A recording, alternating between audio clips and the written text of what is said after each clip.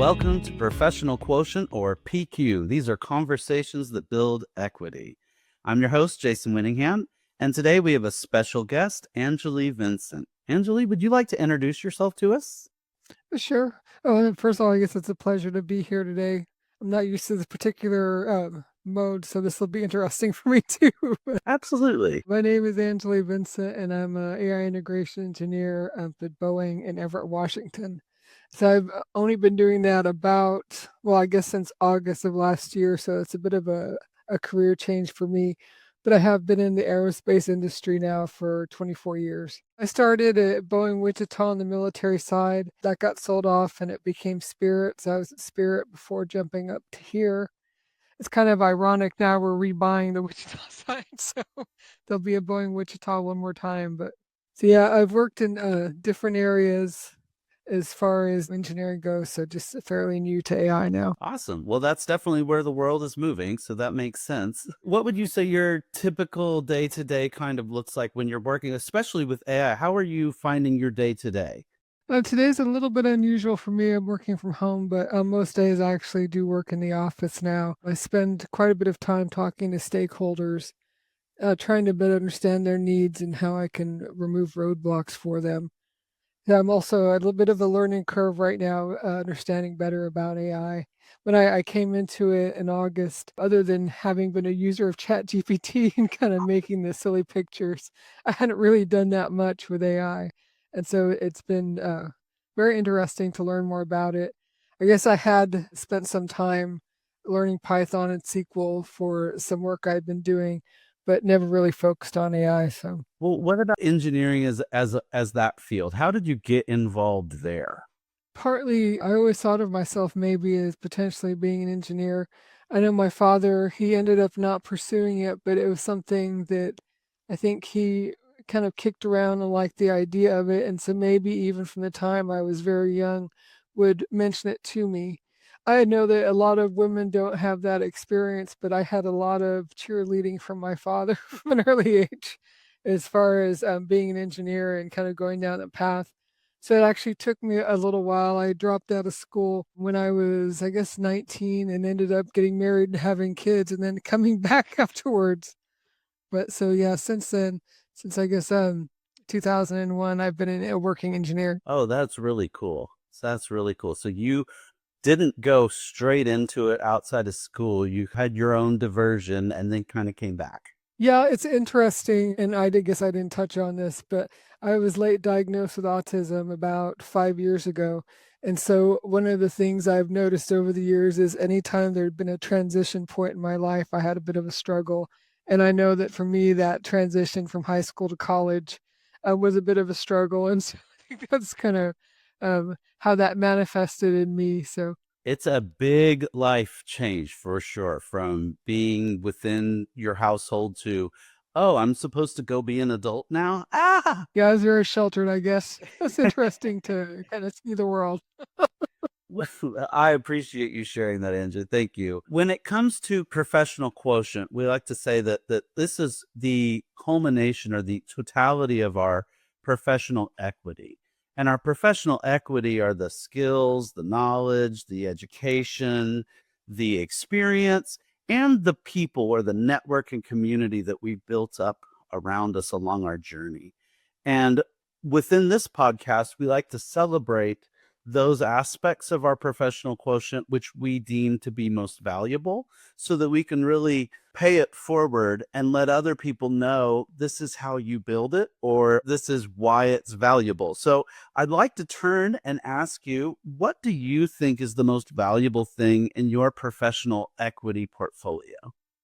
Yeah, it's interesting, and I didn't value it quite as much early in my career, but I think I've come to really understand it's the people portion of it, getting to know other folks, to learn more about them, to respect what they bring to the conversation. I think early on, I always thought of being a good engineer meant that you knew everything and that you had all that knowledge, and I didn't really think about the personal aspects of it. And so over the years, I've really started to appreciate that and focus more on the networking, focus more on getting to know people and respect them for who they are.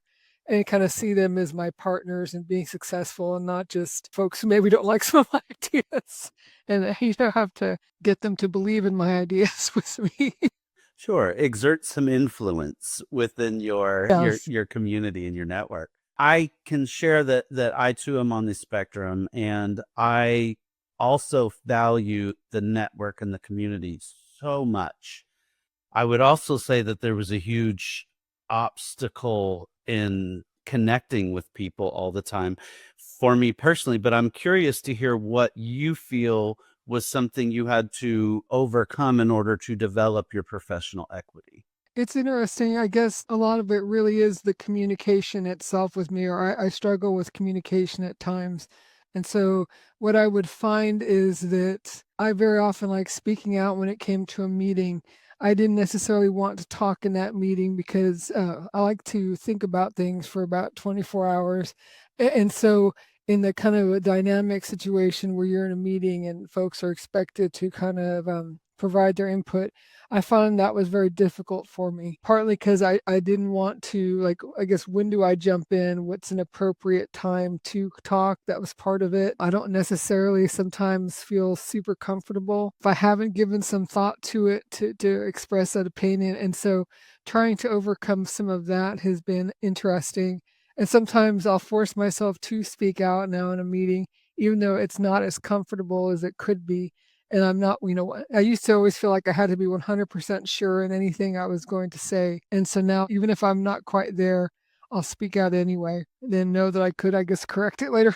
That came up. But True. I mean, we're not going to be 100% correct in everything that we share, and the truth is nobody else in those meetings is either. So I'm curious, after having kind of gotten over the nerves and the, I guess, the self-regulation of I'm not going to share this until I'm more certain. Have you gotten more comfortable speaking up in meetings? I have, and also this has been one of those interesting things about going back to work is that I'm back in a situation where I'm surrounded by a lot of people.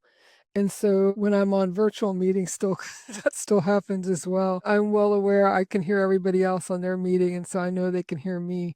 And so I don't know if it's almost like making me more acclimated to the idea of people hearing me, but I'm aware now whatever I'm being said that potentially is being heard. And so somehow that's made me less reluctant to speak out because I hear everybody else's comments and I understand more about them and their opinions, but also I understand that by sharing my opinions too, the other folks are kind of learning about me and also learning about what I do by me being open. We almost rob other people of the agency of being able to contemplate our ideas and work with us when we hold back. But I found myself doing that for years.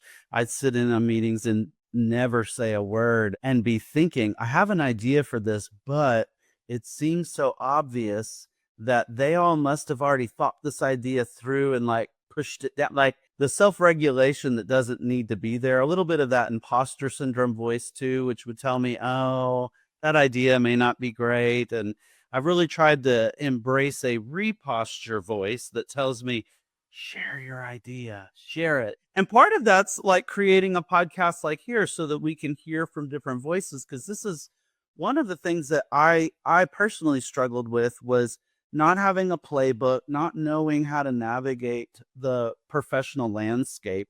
I had to learn it all kind of a hard way.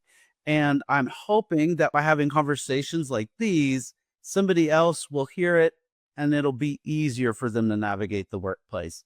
And one prime example is speaking up when you have an opportunity in a meeting so that you can share your voice. So I love that. Thank you, Angelique. Oh yeah, it's funny. I get almost jealous at how different it is now than when I started my career. We didn't have the same resources or access to, and so I think also I'm starting to get to the point where I'm a little closer to retirement than I am to the beginning.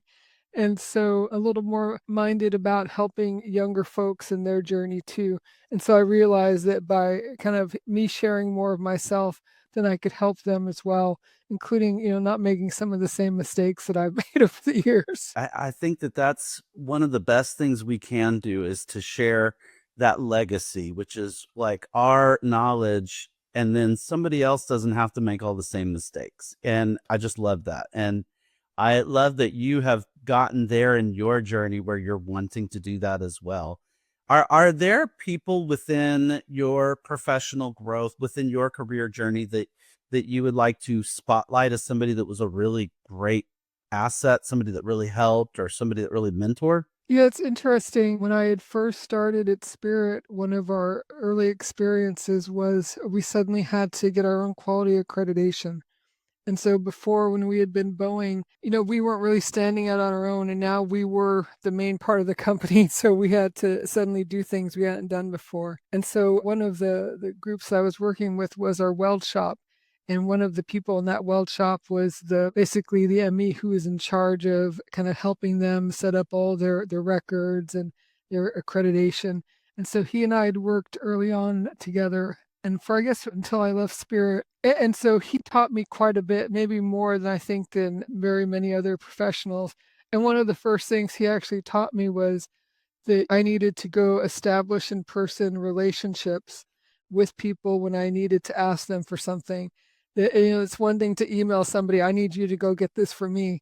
And, who are you and why am I going to help you do this? But to go meet that person, understand who they were and, what was going on in their life and with their job, and making sure that we had that relationship together.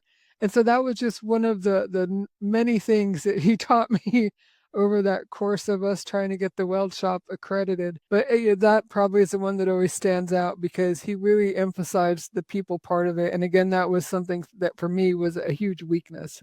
I appreciate you sharing that. And I'm curious, were there tips or tricks that you use to kind of reach out to those people and start those conversations? At first I was probably not very good about it and relied mostly on the somewhat the authority that I was given in that you have to help me whether you like it or not. Is kind of the approach because we know we have to do this. And that's always, I tend to be very focused on the end objective. And so maybe sometimes to the point of being overwhelming. I don't know. I think I've gotten better about it of late because I'm doing in some ways similar aspects lately with my new job. And so one of the things I do, and this is kind of an odd thing, is we have a system we have to put all the work we're going to do related to this project. And so I've made a point of really filling out that system so that anybody to go look at that would know exactly what I'm doing. And so whenever I reach out to someone, I send them that link and I have like a paragraph that's kind of a canned paragraph of work for what I'm doing. And what I do is I send them that and kind of explain to them how I know who they are, that I've looked them up and I know they're doing this. And would they mind if we could have a conversation? So I tend to approach it kind of a more gentle way, I guess I used to do. But then I always want to have, and I prefer in person, but that's very hard to do nowadays in that first meeting. But for sure, have a meeting first where we just get to know each other before I start asking them a bunch of questions. And so that's I guess one way I've improved that particular technique. But it seems to be very helpful, and I've also noticed folks really love to be asked about their job. They want to share and they want to inform other people. And so kind of coming to them in a respectful way, and, how can you help me? What knowledge can I gain from you is something that most people really appreciate. I think that you're right on the money on that. When you're asking questions, it shows that you value them as a human. And sometimes in the working world, we look at people as cogs of the machine, and it's always good when we can approach each other as humans first. I noticed that within certain special interest groups, like a sci-fi club, where people get to know each other first, and then it really helps them collaborate and engage with each other on projects down the road because they've already learned how to have language with one another or have good conversation with one another. And so I appreciate that a lot. When you said that you reach out with an email, I was wondering, since you're working within AI or are you using AI to help draft your email reach outs to people? I do occasionally. I don't think I used it to set up that initial paragraph, but what I have used it quite a bit for is rewording emails to kind of soften the tone. Or, I'll type in that paragraph, from my email and just put it into our version of ChatGPT and ask, hey, how can I word this better?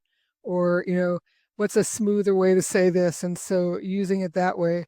I've actually heard from quite a few folks who are neurodivergent that they really enjoy having that resource of ChatGPT because I know I sometimes my tone will come off as really harsh, and so if that can be softened, ironically, a computer will help me soften my tone so I can talk to people. It's so true because you could put in a couple bullets like, they need to not ever do this XYZ again. I want them to do C, B, and D, and then it can come up with the most kind and correct way to say that without it coming off as a hand slap. And I appreciate it so much.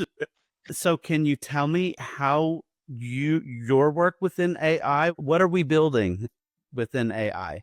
And I can't go into too much detail, I guess, but what I do is I'm supposed to help folks within the commercial division integrate their projects into our engineering and our production system.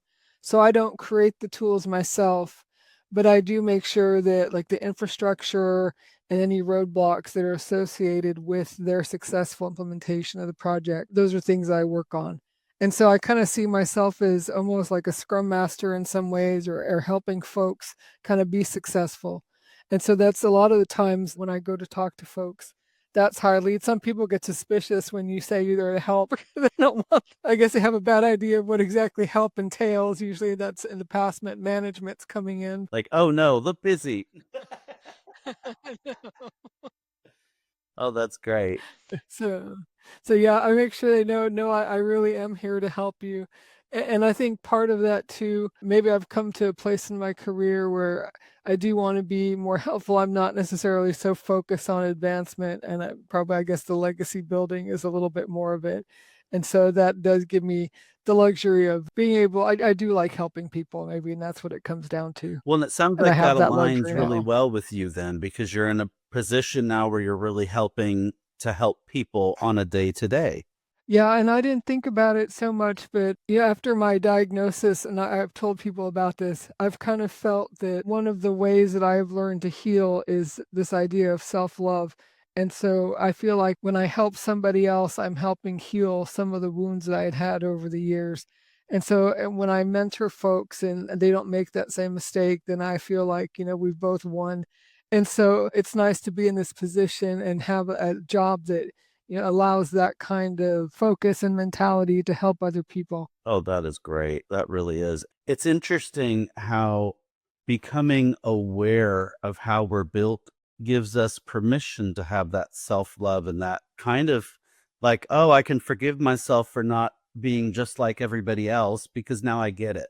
Like, it's like a light bulb goes off and now the dark room is now full of light and it's like, "Oh, okay, now I can contribute better." Yeah, it was funny because at the time I got the diagnosis, I had always thought, well, I guess I never saw that I was different. Well, I knew that I was different, but I don't think I saw that other people knew that I was different. So I know now though, like they were explaining to me, for example, they always talk about folks with autism not making good eye contact. Apparently, it's more unusual eye contact, and so I'm of the version that's a little too intense. So one of the things I became aware of is that I was probably way more intense over the years than I realized I was doing. One of the things that I remember doing when I got the diagnosis was I decided to be very intentionally open about it and share with folks, and nobody, I will say, was surprised. It answered a lot of questions. And they're like, "Oh." And I guess it was for them, they finally had a name and understanding. And so then it also changed my relationships with different teammates, because sometimes if there had been friction there before and they weren't sure why I was so curt, or when they wanted something and I wanted 24 hours notice, that now they understood better. It helps. Having advance notice helps us get our thoughts together, get prepared for a meeting. Like I agree. I have a difficult time with pop-up meetings. Not that I can't do them. I will do them when they come up and I will manage my best, but you're going to get so much more out of me if I have advance notice so I can pull my thoughts together and almost prepare for my day. I love to have a schedule, and even if its schedule is different from day to day, knowing what I've got going helps me kind of just be on the right footing with people when I meet. So totally get that. Totally get that. Yeah, and not to say that I can't on occasion, if there's like a real emergency, then I'm here. I can be a team player and I can adapt. But what I've discovered is what most people consider an emergency is absolutely not an emergency. It's a lack of planning. And so I just not quite as open to that. Fair enough. Fair enough. Yes. Yeah. What is it?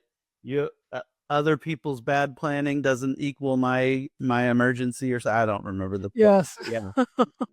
Absolutely.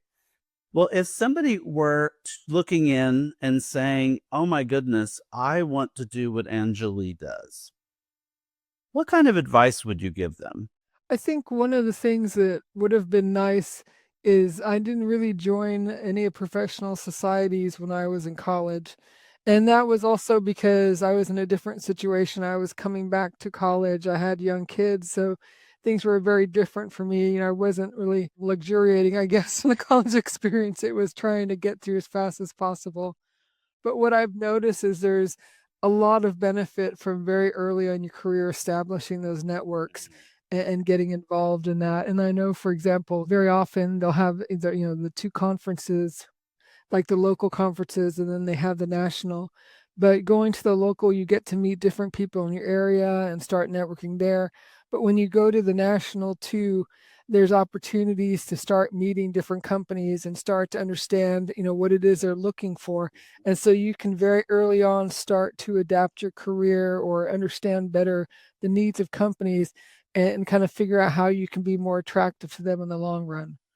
And I think that, that very early in your career, probably those first 10 years can set the pace for the entire career. And so it's really good to be very well prepared right at the beginning. Also, when you have a lot more energy and life hasn't started to build up different things or different responsibilities for you to take care of at home. Absolutely. And there's always going to be extra. Like that's just life. We're always going to have extra, but being able to join a network like that. And I didn't join networks and communities college age like I should have. I really embraced a lot of that community building and being parts of community later, much, much later in life in the professional world through like ERGs and different things like that. Do you take part in those kind of communities as well at your company? I'm the president emeritus of our disability group at Boeing, but I haven't been as involved in the last couple of years. I intentionally stepped away once my term was over because I wanted to make sure that the next set of leaders, didn't feel me kind of breathing down their neck, I guess. I know that had a very large size voice when I was in charge. And also it was a platform for me to talk a lot about autism. And so, yeah, I was again going to step back and make sure I wasn't overshadowing anybody. But I guess right about that last year that I was in charge of our BRG, I guess at Boeing we call them business resource groups and not employee. But I'd started to notice that SWE had a set of groups that were similar called affinity groups. And that when they were doing the roll call at one of these conferences, I noticed there was not one for disability. And so I started kind of poking at them, and it took a couple, 3 years for them to. And I know that the time that I was bugging them, people hadn't really started to think about disability in this way. But I started to kind of poke at them, and finally in 2023 they let me start the group. So it's a SWE Disability Inclusion Group. So I'm going to be stepping down this summer, but it's been a good run, and it's kind of nice to be able to pass that on. I hope I've kind of created a strong infrastructure and a strong group so the next group of leaders can kind of grow it even more. But it's been very rewarding to kind of establish that group of different folks with disabilities. We've also been trying to make sure we outreach to our younger folks in college and also, our caregivers. A lot of times people don't really think about the impact that caregivers have on the community and, also the impact that being a caregiver has on their own personal life. It's very tough sometimes to be a caregiver. I'm not a caregiver, but I have heard that sentiment before, and I find that it's always valuable the more people we can include in our journey, and especially those that have that direct live experience and those closest to us, our allies, our advocates, our caregivers. And so I'm a huge proponent that we all rise best when we're all lifting each other and doing it together. So I appreciate you being a leader both in those situations and creating community for our people. And so I just thank you for that. How would you encourage somebody to be a leader of a group if there isn't one already? I guess part of it is if you see a need to be tenacious, if someone tells you, it's not necessary and you know it is, and you know that gap is there to keep pushing it. It was kind of interesting with the Boeing group. Then I didn't the group was well established when I came in, and so I didn't have to learn how to market the group, for example. Okay. It was more just trying to take us to the next level. But with the SWE group, that's been an interesting challenge is how to grow a group from scratch. And so it's been a learning experience. And I know I've been working with this lady who very generously offered to help us with the marketing strategy. And so it's taken a little while to finally feel like we're really gaining ground. But in the last year or so, it feels like there's a lot of movement now and a lot of attention on the group. And I think it's going to be good for the next group of leaders to figure out how to even move it further. That's the other good thing about, I guess, the transition in leadership is that everyone's got a set of ideas and experiences are so unique. And so there's things that I may not see from my vantage point, but the next group will see. And so it's exciting to kind of be here to watch them what they're going to do next. Absolutely. And it's also important to remember that though new leaders might see new things from their vantage points, it's because of the foundation that you've built that they are able to see that and able to see how they can grow. And it's neat because we end up working together by building upon what we've built.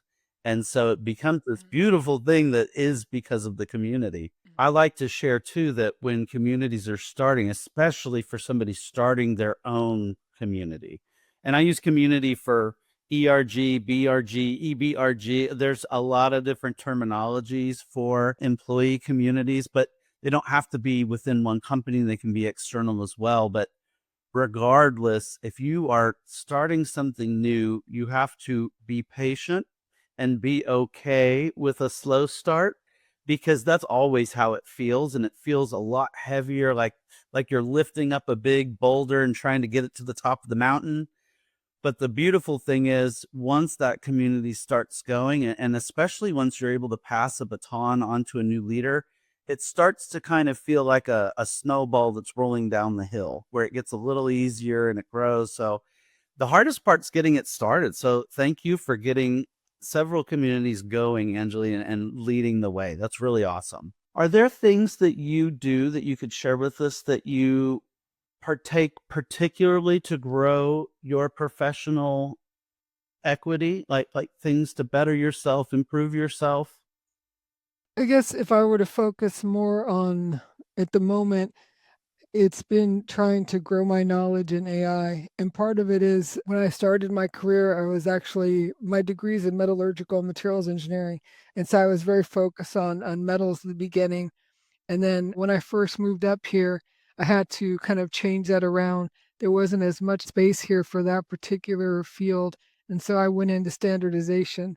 And then I discovered that a few years into that, then I had to kind of change that a little bit. So I've spent quite a few of the last 24 years having to, it feels like, rediscover my career or reinvent myself repeatedly throughout my career in order to stay relevant.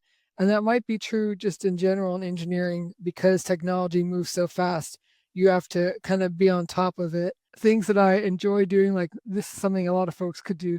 I like masterclass quite a bit. I like to make sure kind of in bite-sized chunks that I'm gaining knowledge. Udemy is another one. I listen to a lot of podcasts that are more technical based. So like in a 75 or in like a 45-minute period, I can get a lot of information very quickly. With the Udemy, every day I make sure I take at least one course, and so I'm constantly trying to learn. And so I think that because of that, it's given me a lot of opportunities. I wouldn't have had this AI opportunity if I hadn't been telling myself I needed to go learn Python and I needed to go learn SQL. And so it's kind of something that as I develop more of these skills that are related to technical subjects, that I've had opportunities. And so I do spend quite a bit of time trying to make sure that I stay technically relevant all the time. Absolutely. You're continually building up your knowledge base, through hearing and classes. And that's awesome. And so do you have a particular playlist or a podcaster within the engineering realm that you would recommend if somebody was also looking to do engineering as a field? Data Skeptic's been one that I've been listening to recently, but really a lot of it is the Udemy courses. You can get them for not very much money, but you can learn quite a bit about any particular subject. And so I've discovered that that's been something that's been very beneficial to me. I'll use Libby, for example, the library app, and check out a different book on different subjects. Thinking Fast and Small was run I had recently listened to, and so sometimes listening to ideas that are outside of, I guess, strictly technical, but also kind of thought provoking, something that I appreciate. Well, thank you so much, Angeli, for really helping us learn how we can engineer and foster community so that we can continually grow. Very much appreciate that. Oh, thank you for this opportunity to speak with your audience and again share some of my experiences. It's always very valuable to me to have the opportunity, because I do feel like I'm helping folks, but also to speak with you, I gain so much from that. So I appreciate that. Very much appreciate you. So, and to our audience, I'd just like to call out a reminder that unlike your IQ or your EQ, we can easily raise our PQ every day through building, learning, and connecting. Until next time.